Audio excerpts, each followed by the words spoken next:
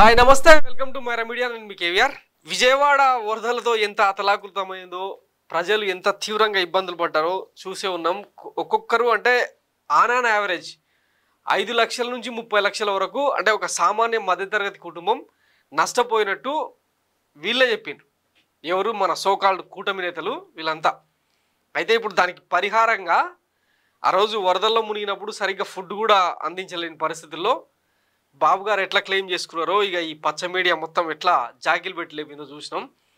ఈయన అప్పట్లో ఒక స్టేట్మెంట్ ఇచ్చిండు కదా, హెలికాప్టర్ల నుంచి ఫుడ్ ప్యాకెట్లు వేస్తే కనీసం 50% కూడా చేరలేదు, అయినా సరే ఆపరేషన్ సక్సెస్ అయిందని చెప్పి ఎంత హిలేరియస్గా చెప్పిండో. ఇప్పుడు తాజాగా ఏంటంటే నిన్న కేబినెట్ ఏదో రివ్యూ మీటింగ్ నిర్వహించి ఇక ఇందులో ఒక డెసిజన్ తీసుకున్నారట. గొప్ప ప్యాకేజ్ అనమాట ఇది. మునిగిన ఇంటికి 25,000 బెజవాడ వరద బాధితులకు భారీ ప్యాకేజు. నేటి నుంచే పరిహారం, ఖాతాలకు సొమ్ము. ఫస్ట్ ఫ్లోర్ ఆపై ఉన్న ఫ్లోర్లకు 10,000, బైక్లకు 3,000, ఆటోలకు 10,000, షాపులకు 5,000 నుంచి 1,50,000 వరకు. బాధితులకు బ్యాంకు నుంచి కొత్త రుణాలు. పంట నష్టానికి ఎకరానికి 10 నుంచి 14,000. అద్దెకుండే వారికి కౌలుదారులకే పరిహారం. గేదెలు ఆవులు చనిపోతే 50,000. రాష్ట్రంలోని మిగిలిన చోట్ల వరదకు గురైన కుటుంబానికి 10,000 పరిహారం. చరిత్రలో ఇంత భారీ పరిహారం ఇప్పుడే అని చెప్పి ఇక చంద్రబాబు గారు క్లెయిమ్ చేసుకున్నారు అనమాట. చాలా పెద్ద ప్యాకేజ్ ఇది అని మనం అనుకోవాలి.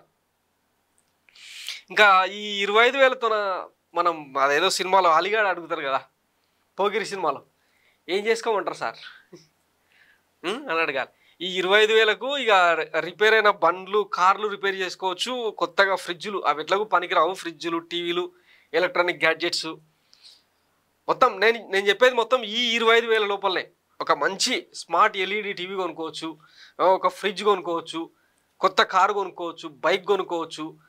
ఇంట్లోకి ఏడాదికి సరిపడా నిత్యావసర సరుకులు బియ్యం ఉప్పు పప్పుల కాడ నుంచి అన్నీ కొనేసుకోవచ్చు. తర్వాత పిల్లలకు తల్లికి వందనం కింద వాళ్ళకు డబ్బులు కూడా ఇచ్చి ప్రైవేట్ స్కూళ్ళలో చదివించుకోవచ్చు. ఇట్లా ఎన్నో చేయొచ్చు అనమాట 25,000. అదేంటి అక్షయపాత్ర అనుకున్నారు, మళ్ళా కాదు, బాబు గారు ఇచ్చిన సాయానికి అంత విలువ ఉంటుంది అనమాట. ఓకేనా, నా పాయింట్ ఆఫ్ వ్యూ అర్థమైంది కదా. సో బాబు గారు చాలా ఉదారతతో ఇప్పటికే కొన్ని కోట్ల డబ్బులు బాబు గారి దగ్గరగా వచ్చి చెక్కులు ఇవ్వడం, ఫోటోలు దిగడం, వాటిని సోషల్ మీడియాలో పెట్టి ఏమంటారు పబ్లిసిటీ చేసుకోవడం. మరి ఆ డబ్బులన్నీ ఏమైపోతున్నాయి? సీఎంఆర్ఎఫ్ కింద వచ్చిన డబ్బులన్నీ ఏమైపోతున్నాయి? దీనికి తోడు ఈ సోకాల్డ్ పచ్చపత్రికలు, ఈనాడులో అయితే వరద సాయానికి సాయం చేయండి అని చెప్పి ఇక ప్రకటనలు ఇచ్చి మరీ వసూలు చేస్తూ ఉన్నారు కదా. ఈ డబ్బులన్నీ ఏమైపోతున్నట్టు? ఒకవైపు బయటనేమో షోరూమ్ల దగ్గర, బైక్ల షోరూమ్ల దగ్గర, 2 వీలర్ షోరూమ్ల దగ్గర రిపేర్లు ఫ్రీగా చేస్తామని చెప్పి పబ్లిసిటీ చేస్తే తీసుకుపోయి అక్కడ నిలబెడితే అసలు ఎవడు పట్టించుకునే దిక్కే లేదు. వీళ్ళేమో బైకుకు 3,000, ఆటోలకు 10,000, మరి కార్లకు వాటికి. ఇప్పుడు ఆ సెకండ్ హ్యాండ్ సామాను మొత్తం ఎవరు కొనాలి? ఆ స్క్రాప్ మొత్తం ఏం చేయాలి? ఇదంతా పెద్ద టాస్క్. ఇది మొత్తం మళ్ళా విజయవాడలో ఒక ఏరియా సబ్మెర్జ్ అయితేనే జరిగిన దుస్థితి. దాన్ని కూడా సరిగా ట్యాకిల్ సరిగేంది. విజనరీ పాలన అంటే అట్లనే ఉంటుంది అనమాట.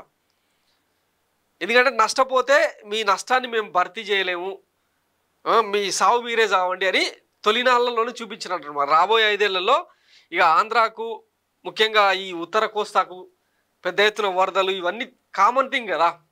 సో దీని ద్వారా వీళ్ళ పనితీరేంది, వీళ్ళ ప్రభుత్వ డైరెక్షన్ ఏందనేది క్లియర్ కట్గా కళ్ళకు కట్టినట్టు చూపిస్తూ ఉన్నారు అనమాట.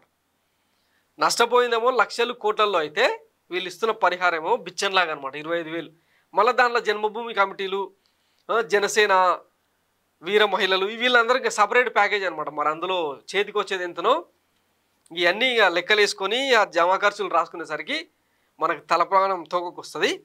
అందులో ఏ డౌట్ లేదు. దీంతో మనం ఇంకా రోజంతా కలలు కందాం, డ్రీమ్స్ వేసుకుందాం అనమాట. 25,000 వస్తాయి, వాడుతున్న ఫ్రిడ్జ్ కొనుక్కోవచ్చు, కొత్త టీవీ కొనుక్కోవచ్చు, కొత్త బండి కొనుక్కోవచ్చు, కొత్త కారు కొనుక్కోవచ్చు, ఇల్లు మొత్తం రినోవేట్ చేసుకోవచ్చు. మళ్ళీ చెప్పిన కదా, నిత్యావసర సరుకులు ఏడాదికి సరిపడా కొని ఇంట్లో పెట్టుకోవచ్చు. ఇప్పుడు ఆ బుడమేరు పొంగుతుంది కదా, పొంగితే విజయవాడ మళ్ళా మునుగుతుంది అని చెప్పి రుజువు చేసింది. మరి దానికి సంబంధించి ఆ కరకట్టలేంది, ఆ ఆక్రమణలేంది, ఇవన్నీ చేస్తారా లేదా ఏవి చెప్పకుండా జానీ మాస్టర్ జోలి పెట్టుకోవాలి మనం. అమరావతి మునుగుతుందంటే ముడ్డు మిద్దంతం అని చెప్పి స్లోగన్స్ ఇవ్వాలి, ఇట్లాంటివన్నీ అనమాట. సో ఇక బాబు గారి పాలన అంటే ఇట్లా ఉంటుంది. చూసి తరిద్దాం ఈ 5 ఏళ్ళు. Thanks for watching Myra media. నేను మీ కేవీఆర్. Thank you.